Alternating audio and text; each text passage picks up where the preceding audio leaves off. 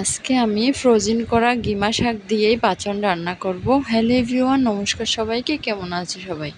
আশা করব অনেকটা ভালো আছো। এই যে ডাল দেখতে পাচ্ছ, গতকাল রাতে থেকে আমি ভিজাতে দিয়ে দিয়েছিলাম, যেহেতু শিলপাটায় বাটতে হবে, তো যেন কষ্ট না হয় সেজন্যেই।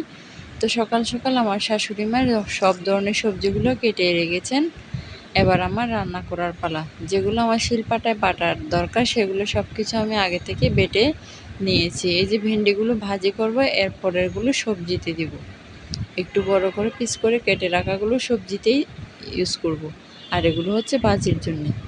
তো যাই হোক, ওই যে লম্বা লম্বা সিমের বিচি দেখতে পেয়েছো, ওইটা আমি ফুটাতে দিয়েছিলাম। ফুটানো প্রায় হয়ে আসাতে আমি এর মধ্যে সবজিগুলো দিয়ে দিলাম, যেন সবজিগুলো একসাথে সিদ্ধ হয়ে যায়।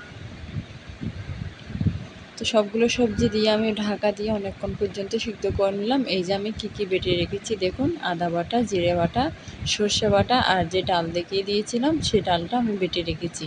আর হচ্ছে কাঁচামরিচ। এখানে আমি কোনো রকম শুকনো গুঁড়ো মরিচ ইউজ করবো না, শুধুমাত্র কাঁচামরিচ দিয়েই এই পাঁচনটা রান্না হয়। যদি গুঁড়ো মরিচ দিই তাহলে কালারটা তেমন একটা ভালো আসে না, স্বাদটাও তেমন হয় না, যার কারণেই। তো এই সবজির মধ্যে আমি সবগুলো মশলা দিয়ে দিলাম। এর মধ্যে 2টা টমেটো কুচি দিয়ে দিয়েছি।